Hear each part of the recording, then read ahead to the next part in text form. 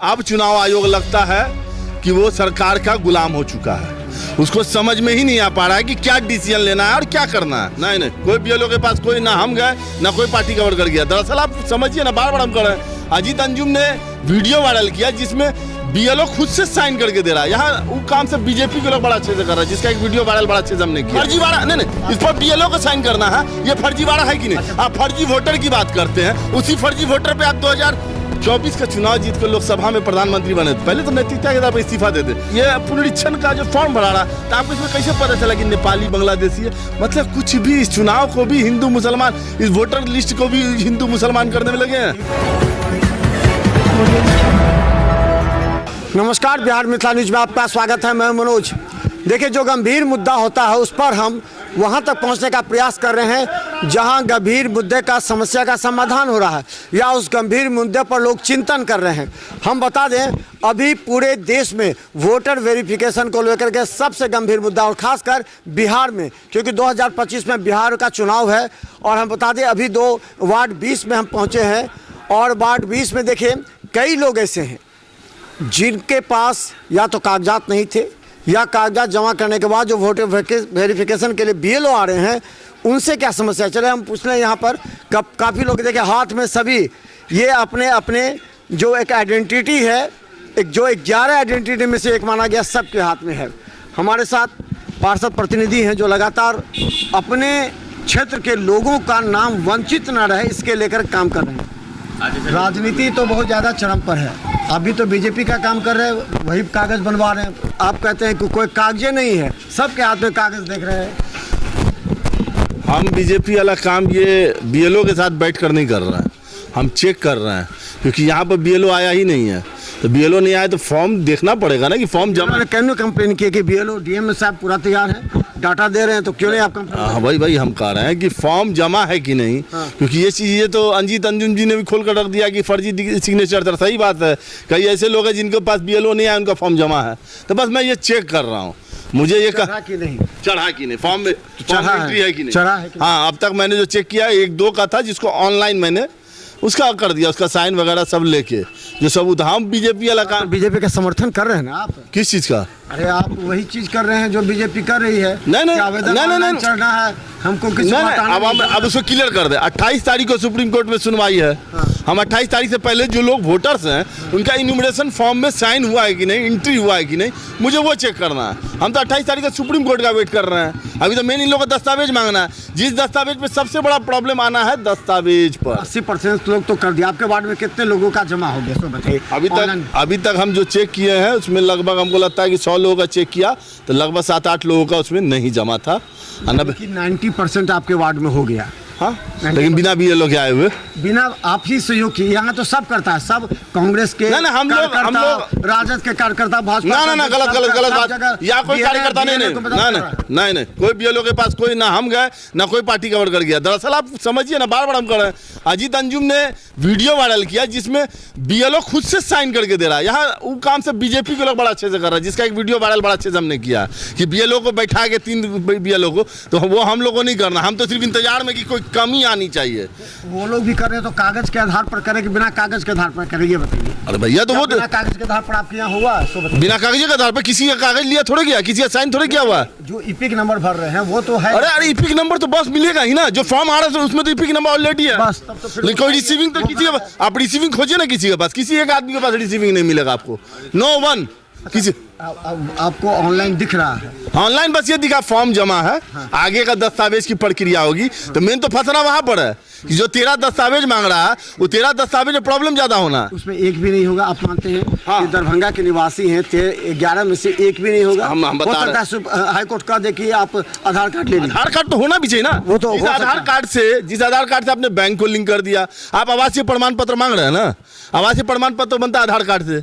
आधार card ही से ही आवासीय, आप आधार कार्ड को वैल्यू नहीं दे रहे लेकिन आवासीय प्रमाण पत्र दे रहे हैं। जब लॉजिक है भैया, आप बैंकों को लिंक कर दिया, आपने मोबाइल को इसमें कर दिया। आधार कार्ड को आपने आपका ही लाया हुआ आधार कार्ड आपके लिए ही वैलिड नहीं है, तो ये तो अजब मजाक ही बन रहा है ना। आपके वार्ड में 7-8 लोग ऐसे जिनका नहीं हुआ। हाँ। ये 7 लोग क्या है, उनके पास कोई कागजात है या नहीं? अरे बीएलओ, अरे मसला बीएलओ नहीं है उसके पास। हाँ, मसला क्लियर कर देते हैं। अब क्या हुआ है ना कि इसमें जो कई लोगों का नाम जो है ना कई लोगों का नाम दूसरे वार्ड में है। मतलब अब उन लोगों का जो हम पता किए तो उनका दुमदुमा में है, जो यहाँ से 2 किलोमीटर की दूरी पर है, करमगंज दुमदुमा। अब उसका अलग भेज दिया है। हाँ, अब वो BLO यहाँ पर आ नहीं पाया, तो इसलिए उस वजह से हुआ भी नहीं। दूसरी बात, एक बात जान लीजिए कि हमको सिर्फ यहाँ बैठ कर मैं चेक कर रहा हूँ कि जिन लोगों का जो गवर्नमेंट कहती है 86% हो गया, 90% हो गया बिना BLO आए हुए, तो वही चेक कर रहे हैं फॉर्म जमा हुआ है कि नहीं। यहाँ भी तो हो गया ना, बिना BLO के आए हुए आपने 90% कर दिया। कह तो रहे हैं हम तो खुद कह रहे हैं कि बिना BLO के आए हुए, बिना पब्लिक से मिले हुए फॉर्म जमा हो चुका है।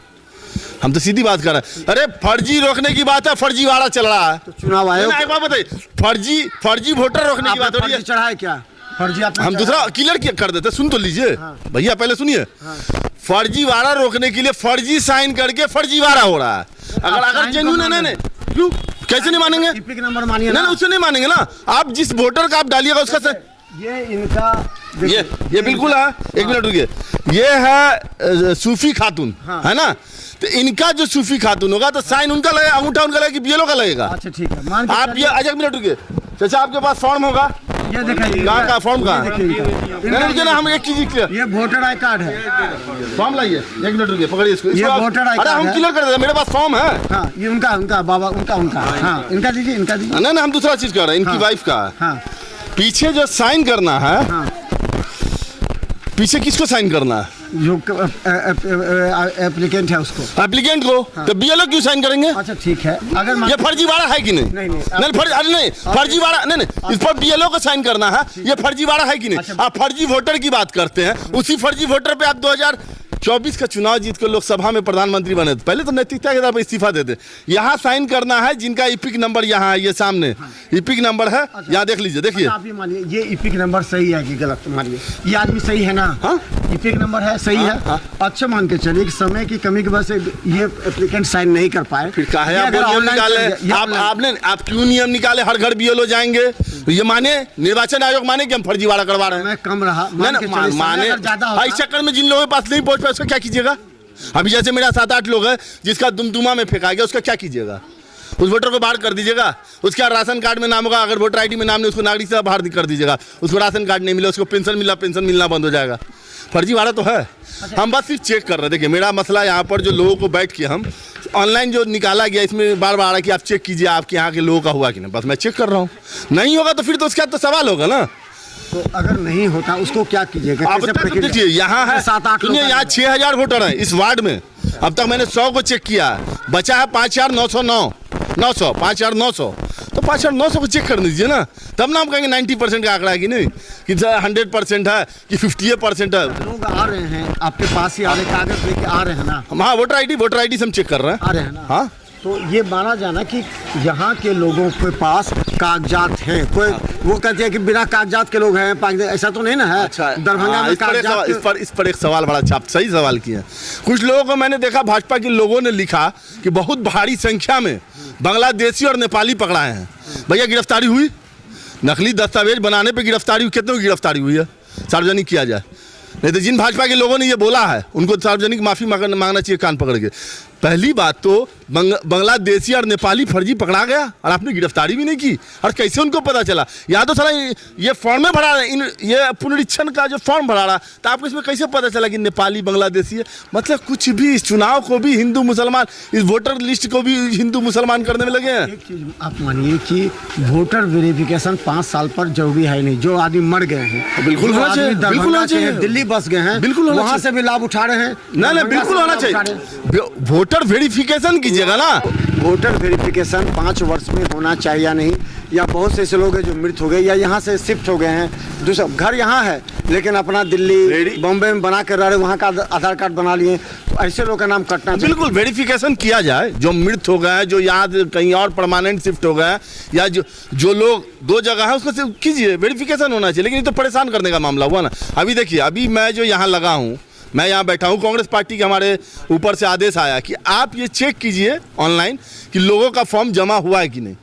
जिनका नहीं जमा हुआ है उनको संबंधित BLO का हम नंबर देंगे, बीएलओ को वो फ़ोन करेंगे कि मेरा फॉर्म जमा नहीं हुआ, वो फॉर्म आके इनका जमा करेंगे। तो हम लोग लगे हुए हैं, किसी वोटर को परेशान नहीं करना, किसी वोटर का छूटना नहीं चाहिए, क्योंकि एक बात मालूम है कि जिसका भी नाम कटेगा उसको समस्त जो सरकारी सुविधा है उससे उसको हटा दिया जाएगा, ये सबको पता है। वोटर कार्ड से हटा जाएगा कि आधार कार्ड से हटा दिया जाएगा? हाँ, आधार कार्ड से ही ना लाभ मिल रहा, वोटर कार्ड से तो इन लोगों का अनाज देखिए वही धीरे धीरे उसी पर आधार कटेगा ना। पहले वोटर आईडी में आप वोट देने के हक में है नहीं, तो आप सुविधा लेने के हक में कहाँ से रहिएगा? आप वोट देने के हक में नहीं है तो सुविधा देने के हक में कहाँ रहिएगा? पहले हमको एक बात समझ में नहीं आता है गवर्नमेंट का कि पहले उन्होंने वोटर आईडी को वैल्यू नहीं दिया, फिर आधार कार्ड लाया और फिर उन्होंने वोटर आईडी पर ले आए। पहले तो वो डिसीजन कर लें कि पहले किस कार्ड को वो वैल्यू देंगे, वोटर कार्ड को या आधार कार्ड को। आपका ये है कि आवासीय प्रमाण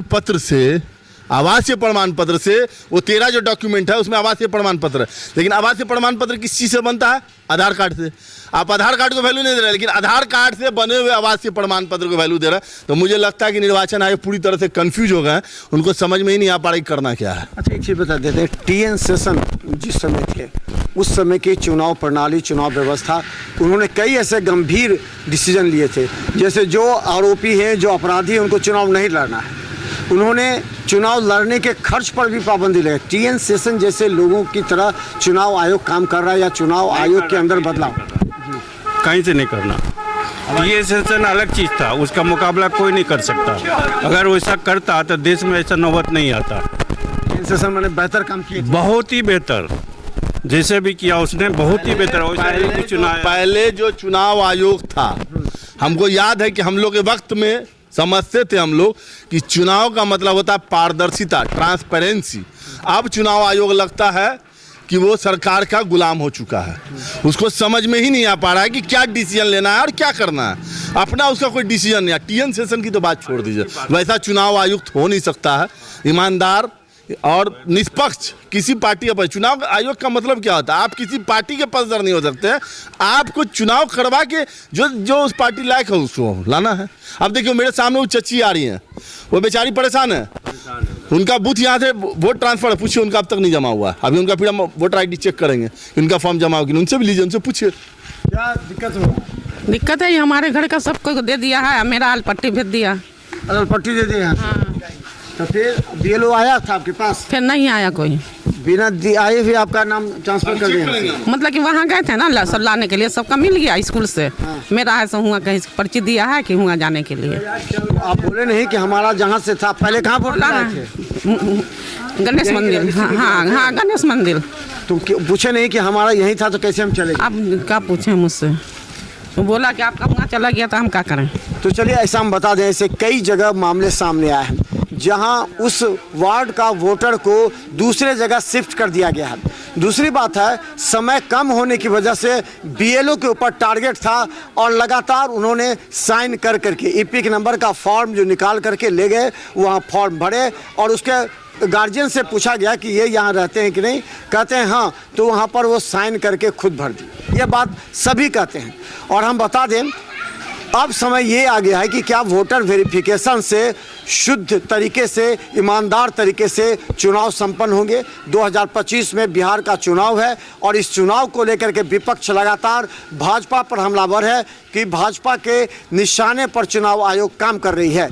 लेकिन अब ये सवाल ये है कि क्या चुनाव से पहले जितने भी राजनीतिक दल के नेता हैं अब अपने अपने क्षेत्र में, अपने अपने बूथों पर जा कर के काम कर रहे हैं और वोट के लिए, वोटर वेरिफिकेशन के लिए उनके कागजात जमा करवा रहे हैं बीएलओ के थ्रू, क्योंकि सभी का कर्तव्य बनता है एक भी वोटर छूटना नहीं चाहिए, चाहे वो किसी भी राजनीतिक दल के नेता हों। वो अपने अपने तरीके से कार्य, देखिए जमाल हसन यहाँ पर हैं जो अपने तरीके से काम कर रहे हैं, अपने क्षेत्र के वोटर का नाम वाजिब तरीके से कागजातों के साथ जुड़वाने का प्रयास कर रहे हैं, ऑनलाइन चेक भी कर रहे हैं कि आखिर किसी का नाम तो छूटा नहीं है। लेकिन सवाल है कि 90% से अधिक यहाँ भी जमा हो चुके हैं। देखते रहे बिहार मिथिला न्यूज़, यूट्यूब में सब्सक्राइब कीजिए, GT+ सिटी केबल 10 पर लाखों लोग हमें देख रहे हैं। धन्यवाद।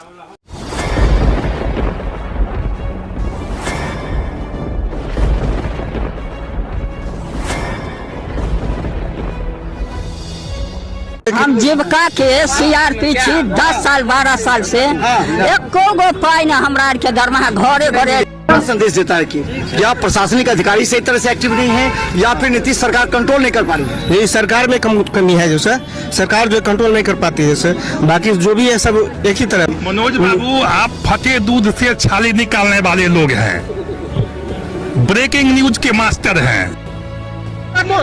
गरीब का ये सब गरीब का है ही नहीं। शासन सत्ताकार आदमी है, ये सब बर्बाद कर दिया बिहार को। तो निश्चित तौर पर केंद्र में भी हमारी सरकार होती है, बिहार में भी हमारी सरकार होती है, तो पलटू राम है फिर पलट जाते हैं।